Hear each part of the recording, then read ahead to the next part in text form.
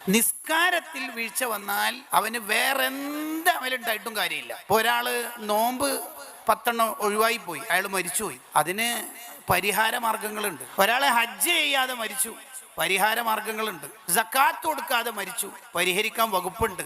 നിസ്കരിക്കാതെ ഒരാൾ മരിച്ചു, അയാളെ പേരിൽ 70,000 പോത്തന്നെ അർത്ഥം വിചാരിച്ചോ. സാധാ 70,000 ദിക്റല്ലേ, അല്ലേ 70,000 പോത്തന്നെ അർത്ഥം വിചാരിച്ചോ. എന്താ പരിഹരിക്കോ? ഈ ലുഹർ ഇല്ല, അവരിക്കൂല. നിസ്കാരത്തിന് പകരം വേറെ ഒന്നും ഇല്ല. 7 വയസ്സ് മുതൽ കുട്ടികൾ നിസ്കരിക്കാൻ കൽപ്പിക്കണം.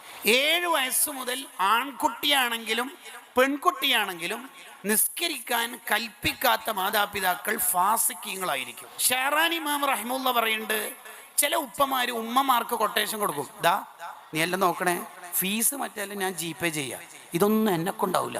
ആഹാ, അങ്ങനെ പറഞ്ഞാൽ മതി. അത് ഇമാം ഷെഹറാനി തങ്ങൾ തൻ്റെ ലവാഖി അൻവാറുൽ ഖുദുസിയ ഫിൽ ഉഹൂദിൽ മുഹമ്മദിയയിൽ പറയുന്നുണ്ട്, ചില ഉപ്പമാരങ്ങനെ ഉമ്മമാരെ ഏൽപ്പിച്ച് തടിതപ്പാൻ നോക്കാറുണ്ട്, അതൊന്നും രക്ഷപ്പെടാനുള്ള മാർഗ്ഗമല്ല.